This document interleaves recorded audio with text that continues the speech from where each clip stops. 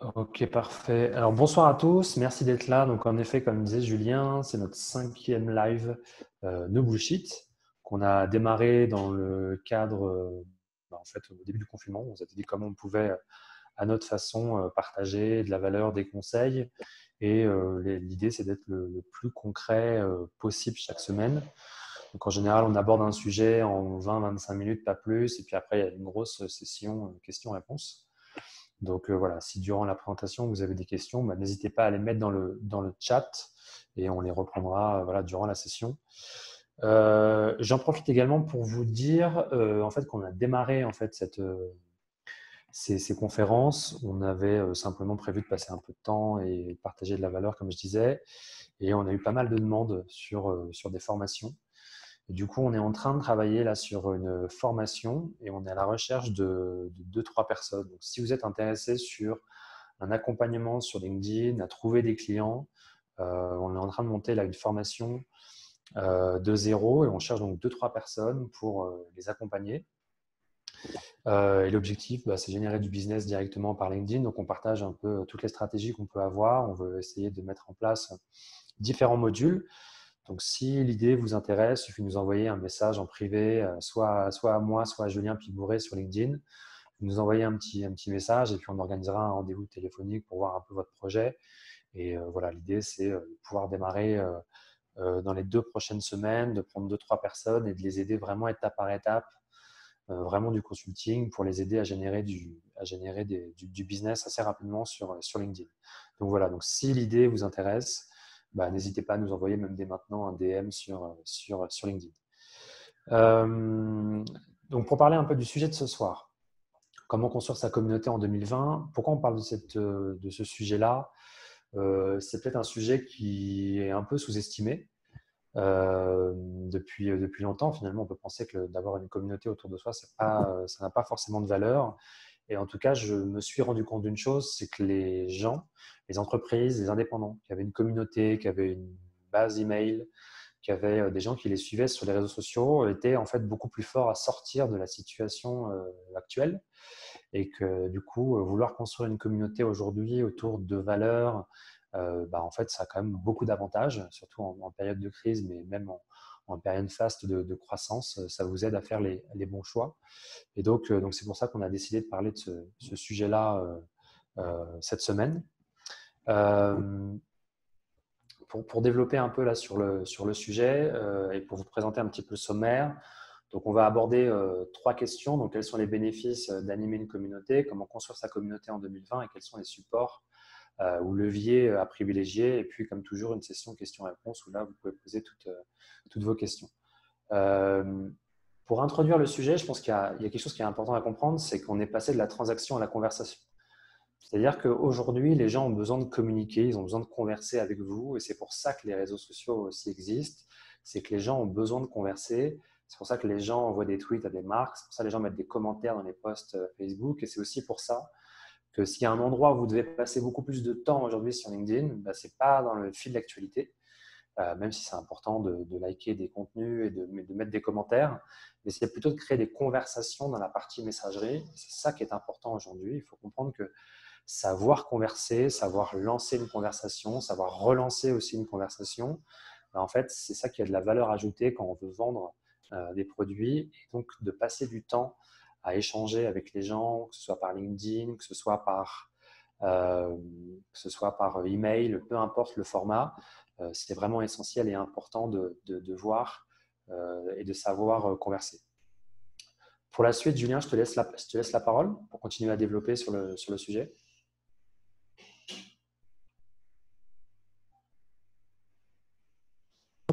Impeccable, j'ai remis mon micro Super. sur ça. Euh, Juste avant de commencer aussi la conférence sur ça, bon, c'est plus un échange qu'on va faire. Restez bien jusqu'à la fin parce que justement, on va parler de communauté et on va vous montrer aussi bien sûr une nouveauté sur LinkedIn qui est apparue là depuis cette semaine. Et on va voir aussi justement si les gens qui nous suivent, si notre communauté, elle a envie aussi de s'engager avec nous. Et on va le mesurer, on donnera le résultat lors du prochain live de la semaine prochaine. Donc restez bien jusqu'à la fin, on va faire court. Le but, c'est de parler un quart d'heure, 20 minutes, et après de répondre aux questions. Donc, tu peux passer à la slide d'après, Julien. Il y a encore des personnes qui arrivent sur le live. Je te laisse gérer s'il y a des personnes qui arrivent, Julien. Yes. Donc, la communauté aujourd'hui, c'est vrai que c'est un terme dont on entend beaucoup parler, avec notamment les réseaux sociaux. Moi, déjà, j'aimerais vous rassurer sur une chose, c'est que il y a un livre sur ça, par exemple, qui s'appelle Vos 1000 vrais fans. C'est un titre en anglais. Je conseille à tout le monde de le lire. Ça signifie qu'en fait, il ne faut pas forcément vous focaliser sur les grandes communautés comme les youtubeurs, les influenceurs sur Instagram. Tout ça, on s'en fiche. Ça ne nous intéresse pas. Nous, ce qui nous intéresse, c'est ce qu'on fait nous, ce que je fais moi et ce que fait aussi Julien Bréal, c'est en fait de trouver un petit groupe de personnes qui vont être intéressés par le sujet qu'on développe. Et on peut construire des communautés qui sont très engagées, c'est-à-dire qui vont vraiment apporter de la valeur quand vous allez créer du contenu, qui vont mettre des commentaires de qualité, pas simplement des super ce que tu fais, des gens qui vont s'engager vraiment avec ce que vous faites, mais ça ne sera pas forcément un grand nombre. Donc déjà, il faut bien se dire que si par exemple vous êtes sur LinkedIn ou sur Instagram ou sur d'autres réseaux et que vous avez déjà des gens qui vous suivent, vous avez une communauté. Donc tout le monde aujourd'hui a une communauté.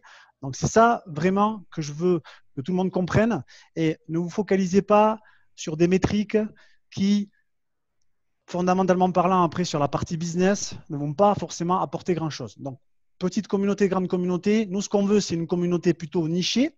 Par exemple, nous, ce qu'on fait sur LinkedIn, c'est une niche dans LinkedIn. Parce que, par exemple, moi, je ne m'adresse pas direct, je ne m'adresse pas aux étudiants, je ne m'adresse pas aux demandeurs d'emploi. On s'adresse, par exemple, aux personnes qui veulent trouver du business, qui veulent faire du business sur LinkedIn, qui veulent, par exemple, générer du lead.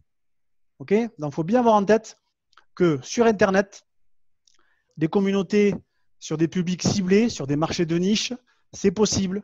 D'accord ? Donc, vraiment, ne vous focalisez pas. Il ne faut pas se focaliser sur le nombre. Tu peux passer, Julien. Ça, c'est le premier point que je voulais apporter. On va parler maintenant des bénéfices. D'accord ? De qu'est-ce que ça peut procurer et qu'est-ce que nous, ça nous procure au quotidien d'avoir une communauté engagée sur LinkedIn. D'accord ? Je le rappelle, moi, je suis actif sur LinkedIn depuis à peu près fin 2017. D'accord ? Il m'a fallu du temps pour avoir des gens intéressés par rapport à ce que je fais. Mais maintenant, ça m'arrivait encore la semaine dernière. Il y a des personnes, des fois, qui m'attaquent un peu sur les publications que je fais. J'ai des gens de ma communauté qui vont me défendre. Il y a des gens qui vont venir abonder dans mon sens. Ça peut être des personnes que j'ai formées en distanciel, en présentiel. Ça, clairement, quand on arrive à avoir ça, c'est qu'on a un peu le marketing de tribu. Donc, ce qu'on essaie en fait d'arriver à créer avec une communauté, c'est le marketing de tribu. Et c'est vrai qu'un des exemples les plus frappants sur ça, c'est par exemple Michel Augustin, qu'à mon avis, tout le monde connaît ici. Soit on aime, soit on déteste. Mais c'est typiquement le type d'entreprise ou de marque où les gens sont vraiment intéressés par le sujet, donc ils vont la défendre. Et quand on est défendu comme ça, bien évidemment, on ne prend pas la parole parce que le travail, il est fait directement par votre communauté. Ce qu'on voit aussi quand on a une communauté, c'est qu'on peut lui demander des choses. Quand on dit demander des choses, typiquement nous, ça peut être de co-créer des produits, co-créer des services. Là, ce que vous a dit Julien en introduction, typiquement, si personne ne suivait, on ne pourrait pas le demander. D'accord ? Donc, quand on a des gens qui sont intéressés, le plus important souvent, c'est de créer une audience. Le plus difficile, c'est de créer une audience qui est intéressée. À tel point qu'aujourd'hui, vous avez des outils pour mesurer la qualité de votre audience. Par exemple, sur Instagram. C'est en train d'arriver aussi sur LinkedIn. Donc, c'est pour ça que je vous dis qu'il ne faut pas se focaliser sur ça. Donc, d'avoir une communauté, on peut lui demander des choses. Et le conseil que je donnerais aussi sur la communauté, c'est que soyez transparent avec votre communauté. D'accord ?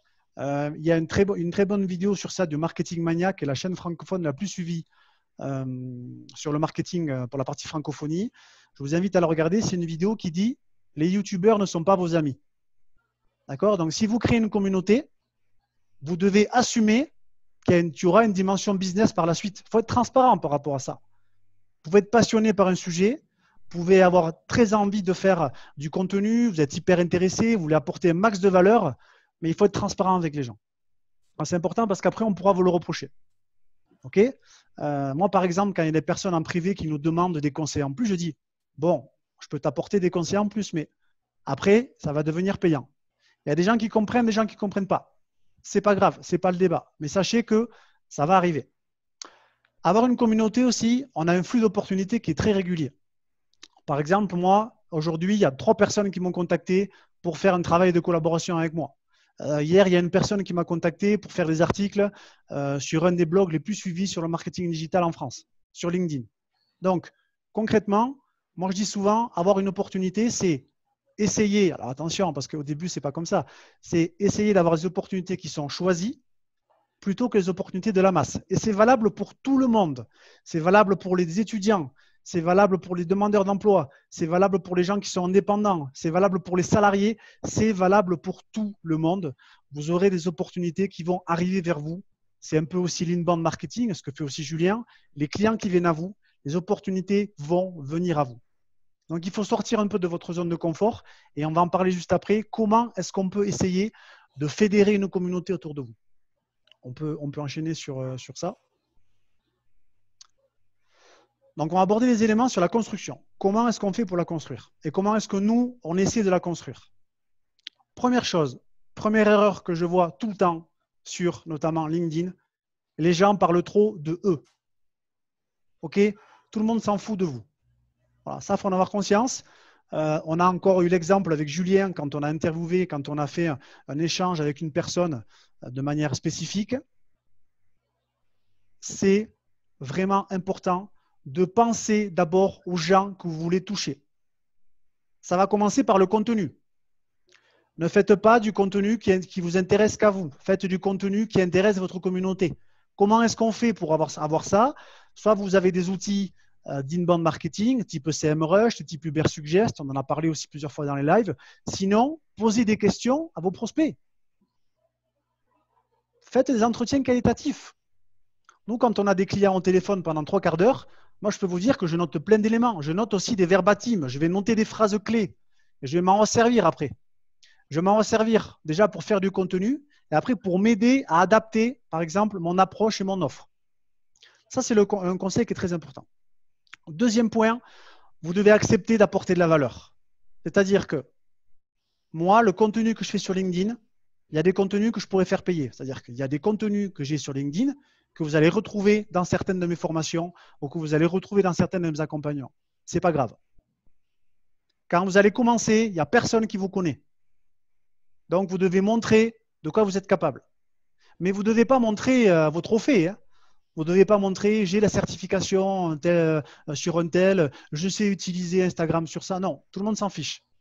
Vous devez apporter de la valeur sur concrètement comment est-ce que vous pouvez aider des personnes dans votre thématique. Ça, c'est important. Et bien évidemment, le meilleur moyen, c'est aussi de montrer des résultats. Donc, les résultats, ça peut être des témoignages, ça peut être des lettres de recommandation. Donc, il faut accepter de donner. Aujourd'hui, on est aussi sur des plateformes où il faut accepter d'apporter de la valeur. Donc, contenu et valeur pratique. C'est très important. Comment est-ce que je peux aider ma communauté? Comment est-ce que je peux devenir un conseiller? D'accord? On devient un producteur de conseils, si je peux m'autoriser cette petite expression. On devient un producteur de conseils. Très important. Troisième point, il faut être à l'aise avec votre personnalité. C'est-à-dire que, par exemple, moi, j'ai un parcours aussi un peu atypique, j'ai fait une reconversion professionnelle, je suis fan de rugby, tout ça, donc j'ai une façon de parler, j'ai une façon de m'exprimer qui est propre à moi. J'ai aussi certaines appétences pour peut-être des sujets spécifiques. Bon, eh bien, quand j'échange avec des prospects, quand je fais du contenu, ça va transpirer, ça. C'est tout à fait normal. Et plus vous allez vous connaître, plus ça va vous aider aussi à trouver notamment des idées, des grandes idées pour illustrer votre discours. Ça, c'est important, ça. Par exemple, moi, une de mes philosophies, c'est que dans ce que je fais sur LinkedIn, j'ai une vision sur du long terme, d'accord? Et que, par exemple, moi, je ne veux pas forcément avoir une approche. Julien, il en fait un petit peu plus que moi, mais c'est vrai que tout ce qui est notamment automatisation, pour moi, c'est quelque chose, c'est un peu plus délicat. D'accord? J'ai plus une approche assez manuelle de ce que je fais sur LinkedIn. Donc, il faut arriver à trouver qu'est-ce que vous avez comme grande idée qui va faire que vous allez illustrer votre discours et que les gens ils vont vous suivre pour ça. Ça, c'est important. Qu'est-ce que vous avez comme grande idée? Et cette grande idée, ça va vous aider à être différent. Et on l'a dit plusieurs fois aussi. On voit trop souvent, notamment de titres LinkedIn, c'est pareil sur Instagram, c'est pareil sur Facebook, où en fait les gens se ressemblent, où en fait c'est tous les mêmes zombies. Donc, différenciez-vous par rapport à ça. Peut-être vous avez une passion particulière. Par exemple, si vous allez regarder les LinkedIn Top Voice, c'est le classement des personnalités les plus reconnues sur LinkedIn. En 2000, je crois que ça fait 3 ans que ce classement existe. Bon, nous, on n'y sera jamais parce qu'ils n'aiment pas les gens qui parlent de LinkedIn. Mais vous avez notamment des avocats. Vous avez une personne qui est conférencière et pianiste. Donc voilà, conférencière, pianiste, on est d'accord déjà que c'est différent en termes d'approche. Donc il faut vraiment associer ça parce que vraiment essayer d'inclure cette différenciation dans votre présentation. Ok. Alors nous, c'est vrai que moi, le premier, je dis ça, je suis encore en train de travailler un peu là-dessus, mais n'ayez pas peur même des défauts que vous avez, ça peut devenir vos forces. Moi, je sais très bien que des fois, j'ai un discours un peu cash. Alors, il y a des gens qui vont adorer, il y a des gens qui ne vont pas aimer. C'est pas grave. Je n'ai pas envie de plaire à tout le monde. D'accord? Pas le monde des bisounours. Donc, moi, ce qui m'intéresse, c'est d'intéresser des gens qui vont être sensibles à mon discours. Et les gens qui ne sont pas intéressés, ce n'est pas grave. Donc, ces éléments-là, ils sont très importants. Moi, ce que je vous invite à faire, c'est d'essayer vraiment de penser aux gens que vous voulez toucher. Très important. Et d'essayer d'illustrer. Alors, comment vous pouvez le faire, ça? Vous pouvez vous dire, est-ce que je n'ai pas 4 mots ou 3 phrases qui peuvent vraiment représenter la personne que je suis ou qui peuvent aussi représenter l'image que je veux donner? Si vous ne savez pas, ça peut arriver. Moi, ce que je dis à mes clients, c'est par exemple, pose la question à quelqu'un de ta famille, un frère, une sœur, une compagne, un mari. Posez des questions ouvertes. À partir de ça, vous allez pouvoir construire votre discours. Parce que parfois, on n'y pense pas. On est peut-être dans le guidon, on se dit, j'y pense pas, j'y pense pas. Demandez à des gens de confiance un petit peu comment vous pouvez vous positionner. Construire une marque personnelle, c'est aussi ce que disent les gens quand vous n'êtes pas dans la salle. C'est ça la définition aussi. Donc, c'est qu'est-ce qu'on dit de vous quand vous n'êtes pas là. Voilà. On peut enchaîner sur ça, Julien. Donc, ça, c'est les points qui sont importants. Ensuite, moi, ce que je vous demande d'essayer de faire, c'est d'aller regarder où est-ce que se trouvent vos clients. D'accord? Parce que développer une communauté, ça va être très difficile si vous vous éparpillez notamment sur les plateformes. Donc, typiquement, c'est vrai que nous, on a choisi LinkedIn. Moi, je fais du contenu aussi sur YouTube. Je fais un peu de contenu aussi sur Facebook. Mais vous devez savoir où est-ce que se trouve votre cible. Et c'est là que vous allez créer votre communauté. Ça, c'est un travail qu'il faut faire de votre côté. Est-ce que c'est un blog? Est-ce que c'est Instagram? Etc., etc. Si vous avez identifié ça, c'est là qu'il faut faire les efforts. Ça peut être faire de l'emailing, je vais en parler juste après. Mais identifier quels sont les canaux et les leviers aujourd'hui les plus efficaces. Et après, vous mettez en place des stratégies, des méthodes pour y arriver. On peut continuer sur ça. Donc, il faut bien observer où est-ce que sont vos clients. Au niveau des supports et des leviers qu'il faut privilégier. Nous, ce qu'on a identifié avec Julien, c'est qu'il n'y a pas de secret. Aujourd'hui, au niveau d'Internet, on a ce qu'on appelle, peut-être certains vont connaître, le content shock. Qu'est-ce que c'est le content shock? Sans rentrer dans la partie technique, c'est qu'en fait, aujourd'hui, il y a 2 courbes sur Internet. Vous avez la capacité des gens à consommer du contenu en tant qu'être humain et le nombre de contenus qui est publié tous les jours ou tous les mois sur le web. Bon, mais les contenus qui sont publiés sur le web, c'est exponentiel, c'est énorme, alors que notre capacité à nous en consommer, elle ne peut pas augmenter. On n'est pas des robots, pas encore du moins. Donc, il y a une obésité d'information. Donc, moi, je crois, et je l'ai constaté sur LinkedIn, c'est que si vous développez du contenu quotidien, ça sera plus facile pour capter l'attention. Et surtout, vous allez progresser. Et bien, on sait en tête une chose, c'est que comment aussi on construit une communauté? En créant une habitude. Donc, si par exemple, vous avez des sujets qui vous tiennent à cœur, eh bien, tous les lundis, vous allez parler de ça. Les lives, nous, c'est tous les jeudis. Donc, on installe aussi une habitude. OK? Des fois, on a des clients qui nous disent « Oui, mais Julien, toi, ça fait 2 ans que tu fais ça. » D'accord, ça fait 2 ans. Mais sauf que nous, on s'entraîne tous les jours. D'accord? On s'entraîne tous les jours et tous les posts ne marchent pas. Tous les posts ne marchent pas. D'accord? Mais c'est comme ça aussi que vous allez impacter les gens. On va vous montrer un exemple juste après d'une personne qui s'est lancée sur ça. C'est super intéressant, moi, je trouve. À mon avis, c'est un très bon exemple qu'on peut suivre. Donc, arriver à capter l'attention, créer une habitude. Quel contenu je peux créer de manière régulière pour capter l'attention de ma communauté? Et on se fixe un objectif. Après, vous pouvez faire aussi du contenu premium. Là, actuellement, on fait du contenu premium. Qu'est-ce que c'est le contenu premium? Le contenu premium, c'est un contenu qui va supposer une implication de la part de la personne. C'est-à-dire que là, aujourd'hui, vous êtes connecté à 20h28. Vous n'êtes pas devant la télé. D'accord? Vous n'êtes pas en train de regarder, je crois qu'il y a le film Les Trois Frères là, qui est à la télé. Vous n'êtes pas en train de le regarder. Vous êtes avec nous. Mais vous avez bien conscience qu'on ne sera jamais 300 000 à regarder les conférences ici. Là, on est 16. Donc, on a une audience qui est beaucoup plus restreinte. Mais si vous regardez les conférences avec nous, c'est qu'au minimum, ça vous intéresse un petit peu. Donc, c'est qu'au minimum, vous vous dites, bon, eh bien, ce que disait de Julien, c'est peut-être pas bête. Donc, c'est qu'au minimum, vous vous dites, bon, eh bien, en fait, ça m'intéresse. Donc, peut-être que vous n'êtes pas encore prêt à passer à l'action avec nous. Et on ne le fait pas au premier abord pour ça. Mais peut-être qu'au fur et à mesure, on va gagner votre attention.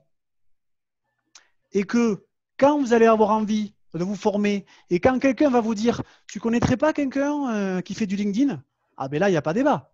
Vous allez demander à Julien Bréal ou à Julien Pibouré, ou peut-être pas, mais du moins, ça sera plus facile. Donc le contenu premium, c'est ça. Le contenu premium, ça peut être un podcast avec quelque chose qui est long, enfin, c'est une audience qui est plus restreinte, mais c'est un contenu vraiment, vous allez apporter un maximum de valeur. Ça, c'est très important à comprendre. Moi, il y a un levier aussi qui est très important pour construire une communauté, c'est l'influence. J'en parlais régulièrement. Moi, c'est vrai que j'ai une stratégie par rapport à ça d'aller toucher les LinkedIn Top Voice. Donc, ça va se faire sur la durée. J'ai déjà eu des personnes qui sont intéressées pour faire avec moi une interview. Donc ça, je vais le faire sur une période assez longue. Mais si vous voulez aussi développer une communauté, ça veut dire aussi devenir une référence, devenir une autorité, développer à tout prix votre influence. Comment est-ce qu'on peut développer son influence? On peut développer son influence quand on commence à travers deux choses. La première, c'est en allant trouver des gens qui sont meilleurs que vous. Alors, meilleurs que vous, pas forcément sur le métier, mais meilleurs que vous en termes d'autorité perçue, d'audience, de communauté. Pourquoi est-ce que les youtubeurs font des vidéos entre eux? D'accord? Premier niveau. Troisième niveau, alors le premier niveau, c'était la partie notamment d'aller chercher des personnes qui sont plus fortes que vous. Et le deuxième niveau, c'est notamment de publier pour des blogs ou pour tout ce qui est notamment la partie RP. Ça marche très, très bien. Vous avez des consultants, vous avez même des influenceurs qui sont devenus des références sur des sujets, qui ont construit des communautés en 1 an et demi, notamment en publiant du contenu pour des blogs et des sites internet qui avaient beaucoup de trafic. Donc, vous pouvez faire ça. Je vous assure que ça apporte des résultats. Par exemple, Julien aussi de son côté, il avait fait aussi des articles pour un blog sur tout ce qui était la prospection commerciale. Ça apporte de la visibilité. Vous pourrez aussi bien sûr en parler à votre communauté. Donc, ça va l'influencer. Et ça permet aussi plus facilement de pouvoir capter des prospects ou de pouvoir capter des opportunités. Et le dernier point, c'est qu'il faut penser long terme. Voilà. Nous, on a vraiment une approche long terme. Enfin, moi, de mon côté, j'ai vraiment une approche long terme. Je sais qu'on peut avoir des résultats sur du court terme. Mais moi, comme je l'ai dit aussi plusieurs fois dans les autres lives, je fais beaucoup ce qu'on appelle de la prospection inversée. C'est-à-dire que je crée du contenu, je me sers de ça en interprétant des signaux pour aller contacter les personnes. Je l'ai encore fait aujourd'hui via les conversations. Ne faites pas des choses pour avoir des résultats de suite. Ça prend du temps. OK? Ça prend du temps. Ça prend du temps même de se former sur des sujets. Donc, si vous mettez en place des choses, c'est 3-4 mois où il faut de la régularité.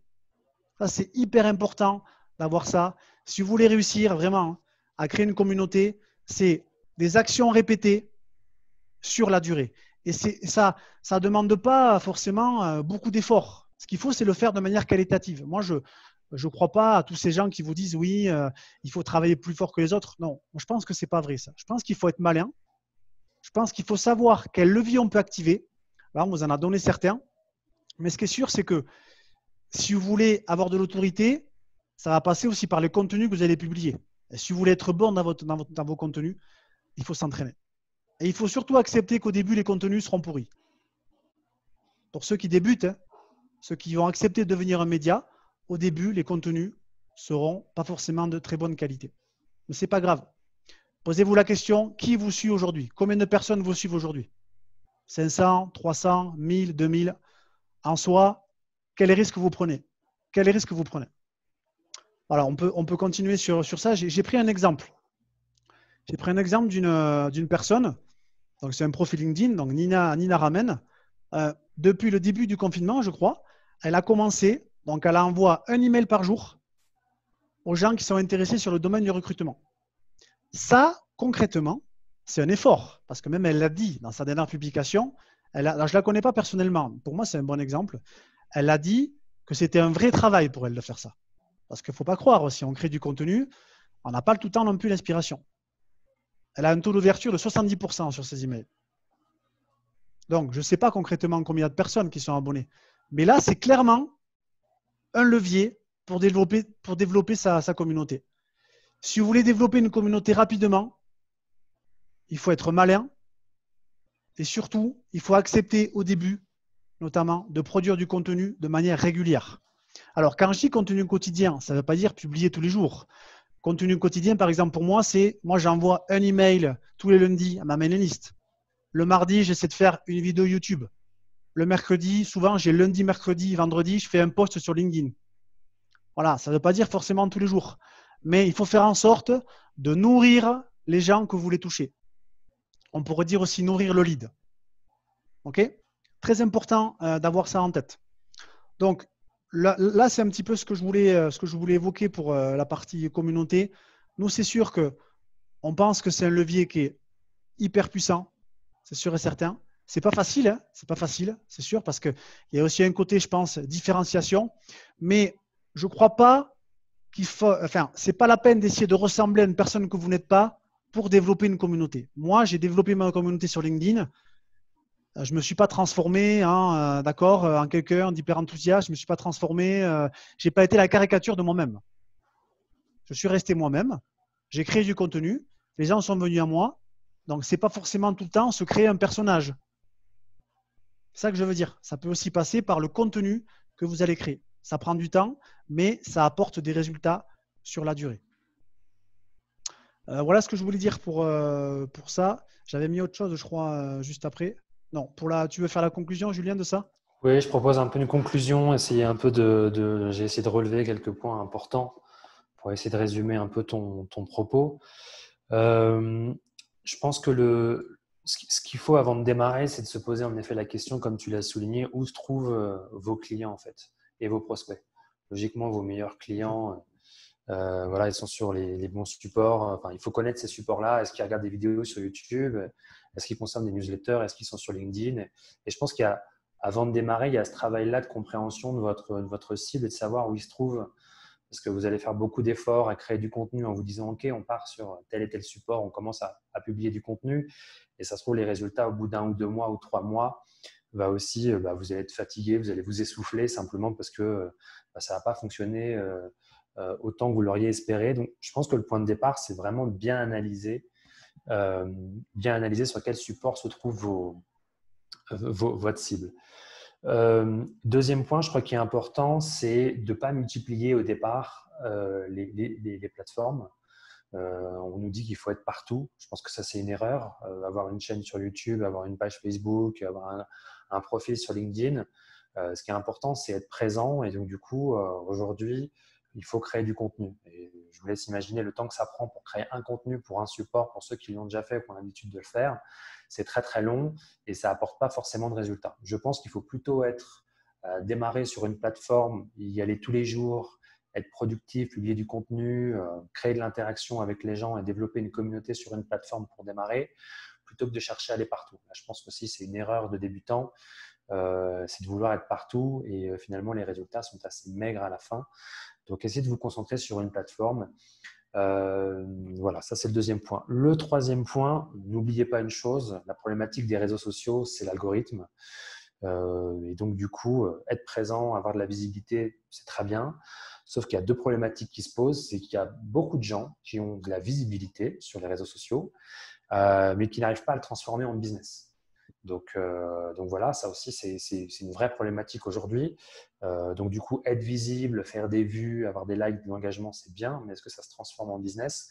Et c'est là où il y a ce travail aussi à faire de finalement comment j'arrive à converser avec les gens, comment j'arrive à comprendre leurs problèmes et à un moment donné, comment je les amène finalement à peut-être pouvoir leur faire une proposition commerciale. Donc, il y a aussi ce travail-là aussi qui est important, à peut-être se former sur cette partie de vente qui me paraît important. Et donc, face à l'algorithme des réseaux sociaux, il y a quelque chose qui est solide et un contact qui est direct, c'est l'email. Prenez un exemple aujourd'hui très connu, My Little Paris, qui a démarré simplement sur un email. La puissance de l'email, c'est un contact direct. Ce n'est pas forcément vouloir envoyer du contenu forcément tous les jours, parce que ça prend du temps, mais peut-être un contenu peut-être tous les 15 jours, 3 semaines, tous les mois, mais finalement du bon contenu. Voilà, je pense que c'est là où finalement il y a un travail qui est important, c'est que recruter finalement des gens sur Internet quand vous commencez à publier du contenu, c'est pas trop compliqué. Par contre, ce qui est difficile, c'est dans la durée d'être régulier et de leur apporter en permanence du contenu qui font qu'ils vous gardent vraiment en estime et qui restent dans leur tête. Vous restez une référence dans les sujets et si demain ils ont un besoin, ils feront appel à vous. Et là, c'est aussi important de ne pas forcément du coup aller sur plein de supports, mais d'avoir un rythme qu'on va pouvoir tenir, par exemple sur la rédaction d'une newsletter une fois tous les 15 jours, 3 semaines ou tous les mois, et de pouvoir être régulier en apportant régulièrement du contenu. Et ça, c'est ce qui est le plus dur. Donc, il faut aussi penser, en effet, comme tu le disais, long terme. Et puis, il faut accepter une chose, c'est que vous allez devoir donner, en fait, pour recevoir. Et ça, on peut aussi s'essouffler assez rapidement si, au bout de quelques semaines ou quelques mois, on est un petit peu déçu. Et surtout, ne vous trompez pas sur la taille de la communauté. L'objectif n'est pas d'avoir 1 ou 2 millions de personnes qui vous suivent, mais finalement d'avoir une communauté et de démarrer avec une communauté de 1000 personnes qui sont vraiment fans de ce que vous faites. Vous serez déjà beaucoup plus fort que la plupart de vos concurrents. Et en période difficile, par exemple, quand vous allez voir lancer un nouveau service ou un nouveau produit, ces gens-là seront enclins à donner un petit peu de leur temps pour vous conseiller et partager leurs besoins actuels, ce qui va vous permettre de développer votre activité avec une communauté. Donc voilà les quelques points que j'ai soulignés. Je te propose, Julien, qu'on passe au challenge que tu voulais lancer. Alors, il y a juste un dernier point pour moi qui est important, c'est que n'attendez pas, dès que vous commencez à créer votre communauté, si vous avez des choses à vendre, si vous faites de la prestation, proposez des choses. N'attendez pas le bon moment, il n'y aura pas de bon moment. Il suffit d'une personne qui peut être intéressée. Donc, s'il vous faut quelque chose à vendre, il vous faut un service, vous avez besoin d'avoir des choses à vendre. D'accord? Ça, c'est très important. Ce n'est pas la peine de se dire j'ai besoin de 500 personnes qui sont abonnées à ma newsletter, j'ai besoin d'avoir 300 followers. Non, on s'en fiche. Il faut rapidement avoir des choses à vendre. Ou avoir un système de tunnel de vente. Prendre un rendez-vous téléphonique, mais acceptez de demander aussi. Vous avez un livre aussi sur ça, demandez, vous recevrez. Je pense que c'est la clé aussi. Moi, dans les messages que j'envoie sur LinkedIn, je demande des choses aux gens. Et parfois, c'est des personnes qui ne sont pas forcément enclins à discuter avec moi et elles vont venir à moi. Elles vont s'ouvrir. OK? Donc, juste pour terminer sur ça, on va lancer un petit challenge sur le live parce que sur LinkedIn, il y a une nouveauté qui est apparue depuis cette semaine. On a la possibilité avec un outil de mesurer notamment les mentions, d'accord, directement sur LinkedIn, que ce soit les mentions sur un mot ou les mentions sur le profil. OK? Donc, c'est tout nouveau, ça s'appelle Trending. Je ne sais pas s'il y en a qui connaissent. Ça a été créé par un outil qui s'appelle Linkalize et qui vous permet notamment de pouvoir scanner l'influence de votre profil LinkedIn pour, par exemple, le monétiser. C'est relativement nouveau. Faites attention quand même à ça parce que le but, quand on construit une communauté, ce n'est pas aussi forcément de la vendre à tout prix sur ça. Et là, ce qu'on va faire, moi, j'ai fait une alerte sur Trending tout à l'heure, là, c'est tout nouveau. Et on a mis le monde no bullshit. Donc, ce qu'on va faire, c'est que pour les gens qui vraiment apprécient les lives qu'on fait, ce qu'on vous demande, c'est soit directement de partager votre ressenti en faisant un message spécifiquement sur LinkedIn, peut-être en publiant votre premier contenu si vous ne faites pas encore partie des créateurs de contenu sur LinkedIn, ou sinon, ça peut être aussi notamment sur des commentaires que vous allez faire, de placer le mot no bullshit. OK? Et en fait, la semaine prochaine, on essaiera de compter le nombre de fois où ce mot, en fait, il a été publié sur LinkedIn. Et comme ça, on va voir un peu aussi la puissance de la communauté. Peut-être que ça fera un flop, on verra, mais ce n'est pas grave, on s'en fiche. Donc, on peut le mettre soit avec le hashtag ou sans le hashtag. En principe, c'est censé prendre en compte pour les deux. OK? Donc, on fait ce petit challenge. Parce qu'aussi, avoir une communauté, en minuscule ou en majuscule, c'est pareil. Parce qu'avoir une communauté, on peut aussi la challenger. Par exemple, moi, j'avais fait quelque chose il y a 1 an et demi, je crois 1 an sur LinkedIn. J'avais lancé un challenge sur 1 semaine. J'avais dit à ma communauté, chaque jour, je vais donner un conseil sur LinkedIn et à la fin, je vais faire un webinaire pour résumer tout. J'avais réussi de manière organique à amener 60 personnes sur le webinaire. Donc, dès qu'on a des gens qui sont intéressés, on peut les challenger. Donc là, si vous êtes avec nous, c'est que vous êtes un minimum intéressé. Donc, ce qu'on vous demande, si ça vous intéresse, c'est de jouer le jeu. Donc, soit de partager votre ressenti sur le live ou sur les prochains lives, ou sinon, si vous commentez des publications sur LinkedIn, de mettre notamment le mot no bullshit, parce que c'est les lives no bullshit, des lives pour passer à l'action. Et on mesurera le nombre de mentions, le nombre de reprises la semaine prochaine. On verra si ça marche. Voilà, c'est tout nouveau, ça, sur LinkedIn. Donc, on peut le faire. Tu peux le placer dans ta revue de presse, tout à fait. Ouais. Tu peux le mettre, Iman, sur ça, tout à fait. Iman qui a beaucoup de visibilité aussi sur LinkedIn, donc c'est bien. Ça peut faire un bon relais pour nous. C'est important. Donc ça, c'est ce qu'on voulait dire ce soir. J'ai un peu plus parlé que Julien. Est-ce qu'il y a des questions? Est-ce qu'il y a des questions sur ce qu'on a dit? Alors, sur du français, c'est par rapport au mot no bullshit, c'est ça? Par rapport au mot communauté non française. Ah, parce que ta communauté, elle n'est pas française? C'est ça? Elle est quoi? C'est anglophone? Est-ce que c'est comme espagnol? C'est quoi? Anglophone, d'accord. Et c'est quoi que tu fais? Il me semble que c'est pas la première fois que tu viens sur les lives. Qu'est-ce que tu fais ou qu'est-ce que tu vends? Est-ce que tu peux nous rappeler, s'il te plaît?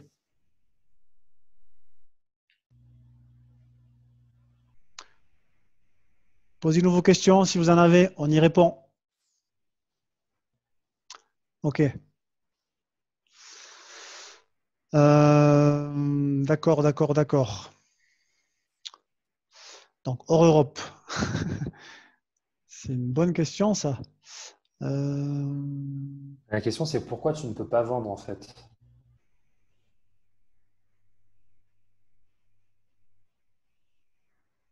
On attend le suspense, on Alors, attend la réponse. peut-être qu'on peut mettre son micro, Julien, non?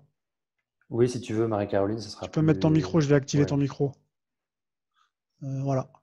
Oui, ça va être plus simple, je pense. Oui, oui. À la base, c'était pour bosser de mon anglais. Et en fait, là, je vends du matériel informatique, mais du coup, on ne peut pas exporter à plus loin que l'Europe. On vend sur Ah, Amazon, on vend sur notre site internet français où il y a quelqu'un qui construit des PC de A à Z. Le problème, c'est qu'on ne peut pas exporter hors Europe parce qu'au niveau des frais de port, c'est pas possible. Donc là, du coup, c'est en attente de.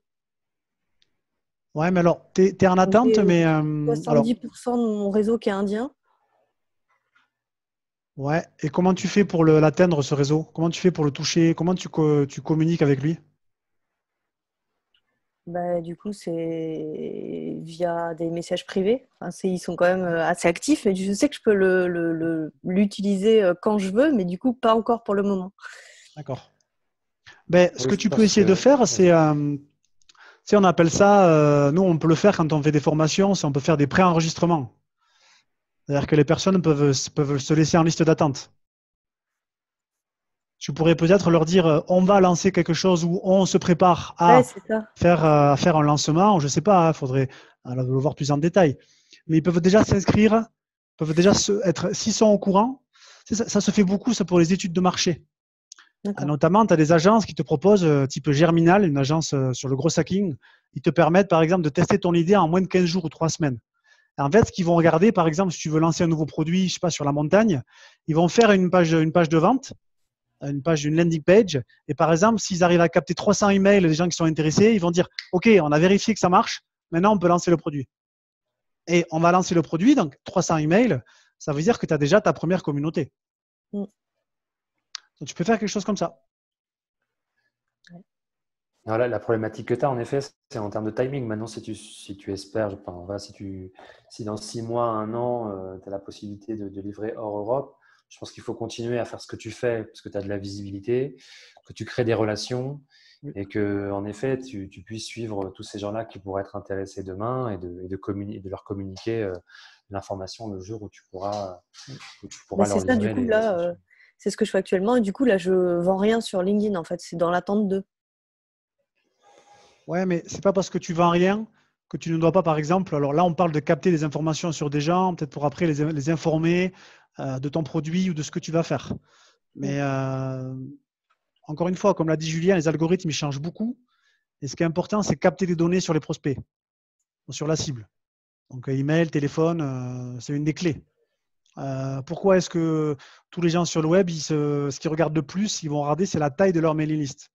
Parce qu'ils savent que s'ils ont quelque chose à lancer, c'est ça qu'ils vont utiliser. Là, pendant le confinement, il y a plein de marketeurs américains que j'ai suivis, ils ont lancé plein de choses avec leur mailing list. Mais si tu n'as pas ta mailing list, moi, par exemple, ma mailing list, tu vois, j'ai à peu près 1000 personnes. Mais ce n'est pas assez important. Si je fais un post LinkedIn en disant « Vous êtes intéressé pour… » En fait, la visibilité, là, sur mes derniers posts, je me suis fait… j'ai pris une uppercut quoi, sur la visibilité. Je dois faire 1000, 2000, 3000 personnes. C'est pas beaucoup pour moi. Donc, si tu te contentes de ça, tu ne vas pas forcément gagner parce que le but des réseaux sociaux, c'est qu'ils ne montrent pas ta publication à toute ta communauté parce qu'il y a aussi le paid, la publicité. Donc, tu peux essayer de faire ça. Ce que tu peux faire sur tes posts que tu fais, tu peux dire, OK, voilà, chaque semaine, tu vas communiquer au moins une fois sur le fait que tu vas être en situation de lancer quelque chose et que si les gens sont intéressés, tu mets un petit lien de capture ou tu les invites à te poser des questions s'ils sont intéressés. Tu vois? Après, ce que tu peux faire aussi sur LinkedIn, c'est par exemple, tu peux faire des listes de personnes dans ta communauté. Tu peux isoler par exemple tous les gens qui sont en Inde et tu peux envoyer aussi des messages au premier cercle. Ça, tu peux le faire. Bon, ça, il te faut un outil pour faire ça. Ah ouais. C'est possible. Voilà, ça, il faut demander à Julien Morel. Non, mais en tout cas, ce que tu fais aujourd'hui, c'est de créer des relations avec des gens et demain, s'ils ont des besoins, ils passeront sûrement par toi. Et donc là, tu travailles le moyen, voire long terme. Donc, ça peut être frustrant en effet parce qu'aujourd'hui, finalement, tout le travail que tu peux faire n'apporte pas ces résultats puisque tu n'as pas de vente. Maintenant, tu es en train de travailler le moyen ou long terme et en fin de compte, il faut nourrir ces relations, continuer à avoir des conversations et même leur glisser que finalement aujourd'hui c'est pas possible, mais que si dans 3 mois tu pouvais livrer, est-ce qu'ils seraient intéressés par acheter les solutions? Et tu vois déjà de qualifier ces gens-là et c'est un gros travail que tu fais aujourd'hui, mais le jour où tu peux livrer en Inde, voire aux États-Unis avec ta cible, bah, finalement tout le travail que tu fais aujourd'hui, tu verras que tu vas gagner beaucoup de temps pour la suite. Donc malheureusement, il faut à la fois prendre son mal en patience, le temps que tu puisses livrer en dehors de l'Europe et en même temps continuer ce que tu fais, c'est-à-dire créer des conversations, qualifier les gens et les garder, leur prendre des nouvelles d'eux tous les mois, tous les 2 mois, pour que le jour où il y a un nouveau marché, tu peux livrer sur un nouveau marché, finalement tu sois prête et que tu aies déjà des prospects. Ce qui est énorme, parce que finalement tu travailles sur des marchés tout en restant en France. Donc voilà, le jour où tu vois, le marché s'ouvre, voilà. Donc, je pense que le conseil, c'est de continuer à faire ce que tu fais et de qualifier les gens et de les suivre et d'avoir peut-être un petit CRM ou d'avoir un fichier Excel où tu puisses noter les gens qui pourraient être intéressés et pour pas que ce soit perdu dans ta messagerie LinkedIn. Mais voilà, je pense que tu es sur la bonne voie. Au contraire, il y a beaucoup de gens qui n'arrivent pas à avoir de visibilité et qui n'arrivent pas à créer des conversations. Donc voilà, et on espère que rapidement tu pourras vendre en dehors de l'Europe. Ouais, tu peux essayer aussi ce qu'il y a sur l'affiliation aussi peut-être, c'est-à-dire passer par des personnes qui ont déjà des listes, qui ont déjà du réseau, ils vont prendre un pourcentage sur ce qu'ils vont vendre avec toi. C'est à regarder. C'est ça, ouais, on a déjà des partenaires qui sont youtubeurs, streamers, qui font du Ouais. gaming. Mais du coup, c'est français. Et c'est, Ah, enfin, oui. je veux dire, moi, j'ai mon réseau à part qui peut servir à quelque chose, mais là, du coup, il ne me sert pas en ce moment. Bah, ça, de toute Enfin, façon, c'est c'est vraiment toujours un cas délicat quand tu particulier. crées une communauté, quand tu crées des points de présence, de ne pas forcément chercher, c'est vrai, à saouler ton audience avec le fait que, bon, eh ben, il faut aussi que tu fasses du business. Moi, je crois qu'il faut laisser le choix. Laisser le choix de, bon, voilà, je fais ce contenu-là. Ceux qui veulent aller plus loin, il y a ça, si ça vous intéresse, mais c'est un choix. C'est-à-dire que il peut continuer à consulter, bien sûr, le contenu que tu vas créer. Et s'il veut aller plus loin, moi, c'est ce que je dis aux gens en privé sur LinkedIn, hein. On leur dit très clairement, enfin, moi je le dis, tout le contenu que je publie, c'est un contenu déjà premium. Je peux t'aider si tu veux au téléphone un petit peu plus. Bon, après, moi, si je crée une autorité, c'est pour faire aussi du business. Mais c'est vrai que c'est plus facile quand tu as aussi une autorité qui se fait sur le réseau. Ça, c'est sûr. Est-ce qu'il y a des questions en plus?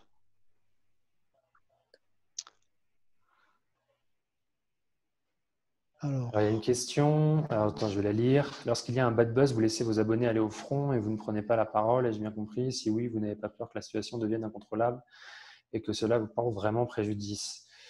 bon. Non, c'est pas ça. C'est pas. Je pense qu'à un moment donné, quand on subit un bad buzz ou quand on est critiqué, moi, ça a pu m'arriver quelques fois.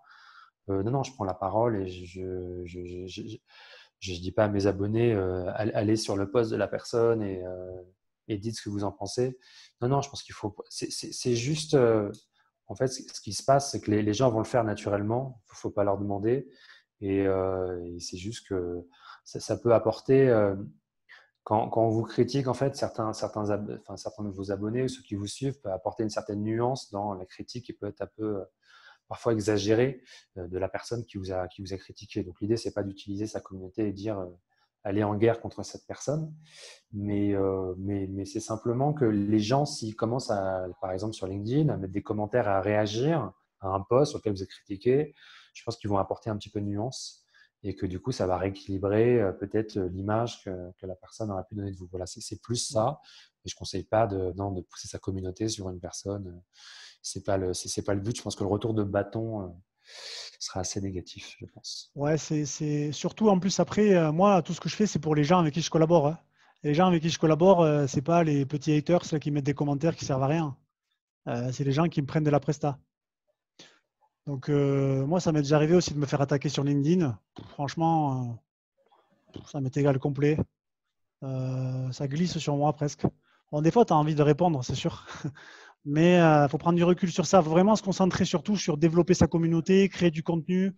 Ah, par exemple, Damien, là, que je vois là, sur sa webcam. Bon, mais Damien, il a lancé aussi, j'ai vu sur sa chaîne YouTube, il a lancé aussi des choses aussi sur le copywriting. C'est super. Mais tu as toujours des gens qui vont pas être contents, toujours des gens qui vont râler. Des fois, c'est tes concurrents aussi qui vont râler. Moi, j'ai fait un post il y a 3 semaines sur LinkedIn, ou peut-être un mois de ça, et il y a des gens qui n'ont pas compris pourquoi je faisais ça. Bon, mais les gens qui ont critiqué, c'est des gens qui font rien. Donc, moi, je suis resté poli. Je ne vais pas rentrer dans la polémique. Mais malheureusement, ça arrivera. Julien a parlé de conversation. On est sur des médias de conversation, sur des plateformes de conversation. Ça peut être positif ou négatif. Oui, d'ailleurs, je pense quand on commence à avoir une communauté, des gens qui nous suivent, je pense qu'il y a un vrai travail. On doit tous s'améliorer. Et moi, je me plante le premier quand je discute avec des potentiels prospects. C'est d'apprendre à converser, d'apprendre à les relancer, d'utiliser. Bon, là, le confinement, c'est un peu le sujet dont tout le monde parle. C'est pas évident. Mais même sur des sujets un petit peu général d'actualité, ça peut être une excuse pour relancer des gens dans des conversations. Je pense que savoir converser, relancer les gens, c'est un vrai boulot. Et en fait, je pense qu'on a tous dans nos conversations des prospects potentiels. Mais il faut savoir à un moment donné les relancer. Il ne faut pas avoir peur de les relancer. Au pire, voilà, moi, des fois, j'ai fait des relances. Je me suis complètement planté. Je pense qu'il faut aussi être transparent. Si on s'est planté sur une relance, on attend 3-4 jours et on dit écoutez, je crois que je me suis planté là sur ma relance, j'ai essayé de mettre de l'humour, ça n'a peut-être pas marché et tout ça. Est-ce que vous souhaitez qu'on reprenne la conversation normalement? Voilà, je pense que ça, je pense que c'est une des compétences dont on ne parle jamais, que ce soit par email, que ce soit les conversations sur LinkedIn. C'est du temps, mais aujourd'hui, c'est comme le temps qu'on passe au téléphone avec un prospect quand on veut lui vendre quelque chose. La conversation comme ça, c'est quelque chose qui prend du temps. Mais on doit apprendre à le maîtriser. Et aussi, ça va surtout dans un sens. C'est-à-dire qu'on pose toujours des questions au prospect et il va nous répondre en fait. Et donc, il faut savoir poser des bonnes questions, des questions courtes, pas que ce soit des questions qui demandent beaucoup, beaucoup de réflexion. Parce que sinon, tout de suite, c'est compliqué et on passe à autre chose. En fait, on zappe et voilà, on est assez rapidement. Dès qu'il y a un effort parfois à faire intellectuel, on va passer notre conversation, on va faire autre chose. Donc, il y a cette histoire de conversation aussi qui est important quand on commence à avoir une communauté. Il faut en faire tous les jours pour s'améliorer au fur et à mesure. Alors, une question, est-ce qu'on peut réutiliser ces contenus sur différentes plateformes et si une publication ne fonctionne pas, doit-on la modifier ou la supprimer? Est-ce que tu veux répondre, Julien? Ouais, tu veux que je réponde? Oui, si tu veux. Est-ce Ouais, qu'on peut alors réutiliser ouais, ces contenus sur… tu peux tout à fait le faire, Ice2, j'espère que je prononce bien. Tu peux tout à fait le faire. Il faut faire attention au contenu qui ne fonctionne pas. C'est quoi un contenu qui ne fonctionne pas? Un contenu qui ne fonctionne pas, c'est quoi? Un contenu qui n'a pas de like, qui n'a pas de commentaire? Attention à ça. Ouais. Attention à ça parce que c'est pas les contenus qui font le plus de visibilité qui vont apporter forcément le plus de résultats. Faire attention sur ce point. Donc ça, c'est quelque chose… moi, il y a des contenus qui ne vont pas marcher. Il y a des contenus qui vont très bien marcher. Mais ça va m'aider un peu, bien sûr, à aiguiller les angles de mes contenus. Mais moi, j'ai des personnes qui n'ont jamais interagi avec mes publications, qui me contactent sur LinkedIn. Je répète, j'ai des personnes qui n'ont jamais interagi avec mes publications, qui me contactent sur LinkedIn. Donc, au bout d'un moment, c'est pour ça qu'on dit aussi le contenu quotidien ou le contenu de manière assez régulière. Parce que ça permet déjà de s'entraîner à être meilleur pour faire du contenu. Et surtout, c'est la possibilité qu'on vous voit plus rapidement. Si tu fais 500 vues sur chacun de tes posts, si tu en fais 4 par semaine, tu arrives à 2000. Si tu n'en fais qu'un, tu es à 500. Donc, tu augmentes aussi la possibilité qu'on te voit plus rapidement. On est quand même dans une bataille de l'attention. Donc, moi, ça m'arrive aussi de faire du recyclage de contenu. Tout à fait.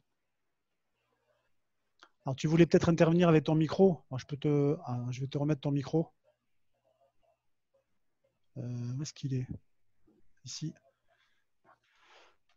Pensez à vous abonner pour les prochains lives. J'ai mis le lien dans la discussion.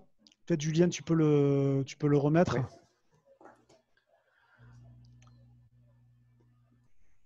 Alors, le micro. Voilà, j'ai activé le micro, mais… Ouais, si c'est bon, c'est parfait. Bonsoir. Oui, non, vous avez bien répondu à ma question.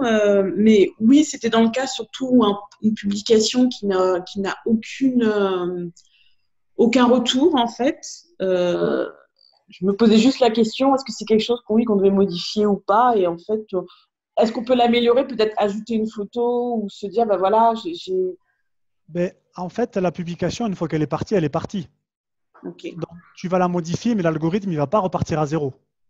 D'accord. Donc, la publication, tu parles de quoi? Une publication sur LinkedIn, par exemple? Oui. Voilà, alors, la publication, quand elle est partie. Parce qu'en plus, le plus important, c'est la première heure. Donc, ça sera trop tard. Par contre, Okay. ce que tu peux faire, c'est, moi, j'ai un fichier Excel où je vais lister tous mes posts et je vais regarder justement, je vais avoir une date le jour de la publication et je vais mettre par défaut 15 jours plus tard. Et quand ces 15 jours vont arriver, je vais relever les likes, les commentaires et le nombre de vues.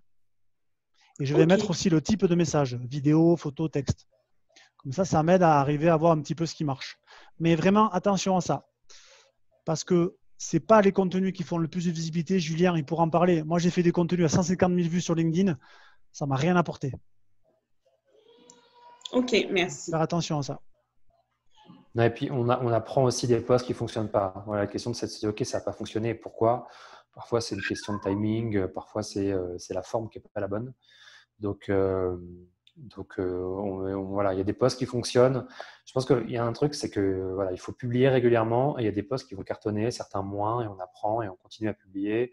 Et il ne faut pas s'arrêter sur un post qui va avoir beaucoup moins de likes ou beaucoup moins de commentaires. Parce qu'en fait, c'est le fait de ne jamais lâcher, de publier, et c'est comme ça qu'on apprend. Et en effet, comme le disait Julien, la plupart, en fait, je crois même 100% des gens qui me contactent pour une prestation n'ont jamais liké ou commenté un post. Donc, je pense qu'il y a une chose à comprendre, c'est qu'en fait, il y a des gens sur LinkedIn qui vont interagir, qui vont liker, commenter, qui vont vous donner de la visibilité auprès de leur réseau. Et ces gens-là vont commencer à vous suivre. Et en effet, si vous arrêtez de publier, ils ne vous verront plus, ils ne penseront plus à vous.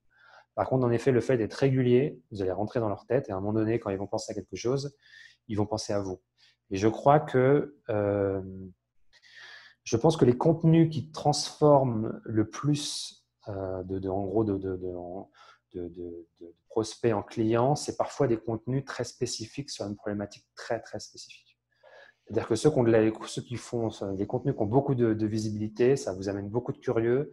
Ce n'est pas des acheteurs. C'est un petit peu comme les entreprises qui vont dans les médias ou qui vont à BFM ou qui passent au journal de TF1, par exemple. S'ils ont un site internet, une plateforme où il faut s'inscrire, ils vont avoir des milliers, voire des centaines de milliers de gens qui vont s'inscrire. Par contre, quand on regarde derrière ces gens qui se sont inscrits à ce qu'ils ont acheté, ils n'ont pas acheté. Ils sont venus par curiosité, en fait, mais ce ne sont jamais des clients, en fait. Donc, il ne faut pas se tromper sur cette histoire entre la visibilité qu'on veut avoir et finalement, je pense qu'il faut mélanger entre contenu de visibilité pour que pour de nouvelles personnes vous découvrent et en même temps du contenu spécifique par rapport à votre domaine qui parfois peut être un peu technique, mais qui va vous apporter vraiment des gens qui vont acheter vos services. Ouais. Et ce qui est vraiment important, c'est d'apporter des éléments aussi de la personne, de la personnalité. C'est pour ça que les défauts aussi, ça joue sur ça. Et il y a le côté voyeur, bien évidemment, sur les réseaux sociaux. Et c'est vrai qu'aussi en France, sur ça, on a peut-être un petit peu de mal. Moi, je me mets pas forcément trop en avant en tant que personne. Mais dans mes contenus, je vais avoir quand même certaines convictions. Donc déjà, ça peut permettre de faire passer plus facilement une image à ce niveau-là. Ça, c'est certain. Ça, c'est certain. Je vais partager aussi une petite chose à savoir, parce qu'en général, on sait peut-être que cette info, vous ne la connaissez pas. Alors, je ne sais pas si vous connaissez la pyramide de Chet Holmes. Je vais mettre son nom dans le chat. Chet Holmes, en gros, il a étudié, il a écrit un bouquin dessus. Et en fait, il explique qu'il a fait une pyramide. Il faut imaginer comme la pyramide de Maslow. Sauf qu'il a expliqué une chose pour les entreprises qui lancent un produit ou un service. Et ça, vraiment, il faut vraiment comprendre cette idée. C'est-à-dire que peu importe le produit ou le service que vous lancez aujourd'hui sur le marché, il y a 3% des gens qui sont prêts à l'acheter. 3% des gens sur votre marché, peu importe, qui sont prêts à l'acheter maintenant. Ensuite, vous allez avoir 30% des gens qui ne pensent pas encore à votre solution. Voilà, peut-être qu'ils ont un besoin, mais il y a 30% des gens qui ne pensent pas encore à votre solution. Et du coup, ces gens-là, ils vont changer d'avis avec le temps à force de vous voir. À force de voir votre contenu, ils vont peut-être commencer à vous suivre et à force de vous voir semaine après semaine, alors ça va prendre 1 mois, 6 mois, 1 an, 2 ans, et vous avez du coup 30% des gens qui ne pensent pas du tout à votre solution. Et vous avez aussi 30%, donc ça c'est encore la suite, qui ne pensent pas qu'ils sont intéressés. Dès le départ, ils se disent, je n'ai pas besoin de quelqu'un, par exemple pour Damien, pour du copywriting, je n'ai pas besoin d'aide, on se débrouille très bien, on a quelqu'un qui le fait. Voilà, et donc vous avez 30% de ces gens-là. Et enfin, vous avez 30% des gens qui savent qu'ils ne sont pas intéressés. Donc, eux, c'est hyper compliqué à transformer. C'est un petit peu les gens qui en gros, achètent un téléphone portable quand il n'y a plus de cabine téléphonique dans les rues, il n'y a plus le choix. Et ils se disent, bon, bah, voilà, je n'ai pas le choix, donc il faut que si je veux continuer à être joignable ou à appeler des gens, il faut un téléphone portable.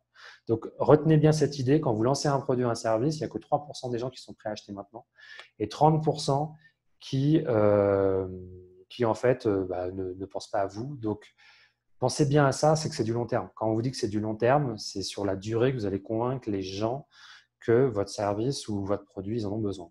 Voilà, ça c'est vraiment dans l'idée qu'on ne va pas vendre tout de suite. Mais voilà, je vous ai mis le nom dans le chat. Donc vous pouvez retrouver quelques écrits de sa part, sa pyramide et ce qu'il a pu écrire. Est-ce que vous avez d'autres questions par rapport au sujet qu'on a abordé ce soir sur la communauté ? Eh bien, avec plaisir, voilà. N'hésitez pas à aller voir du côté de Chet Holmes. En termes de marketing, c'est hyper intéressant. Ouais. Moi, je recommande vraiment aussi de lire le livre sur les 1000 vrais fans. Vous l'avez en anglais ou en français. Je pense que c'est la clé aussi sur ça. Pourquoi est-ce que tous les gens qui créent des communautés demandent aussi, essaient de savoir vraiment quels sont les sujets qui vont intéresser leur communauté? Pourquoi est-ce que vous avez les stories Instagram sur voudrais-tu que je fasse ça, voudrais-tu que je fasse ça? C'est le vrai sujet, je pense, de la création de contenu pour créer une communauté. Donc, pour ce soir, on s'arrête là. On rappelle le challenge pour ceux qui veulent faire partie de notre communauté. Donc, vous pouvez communiquer avec notamment le mot-clé No Bullshit sur LinkedIn. On sera très content de voir les résultats. J'espère que vous allez jouer le jeu. Pensez bien à vous inscrire au prochain live. On va continuer sur cette lancée.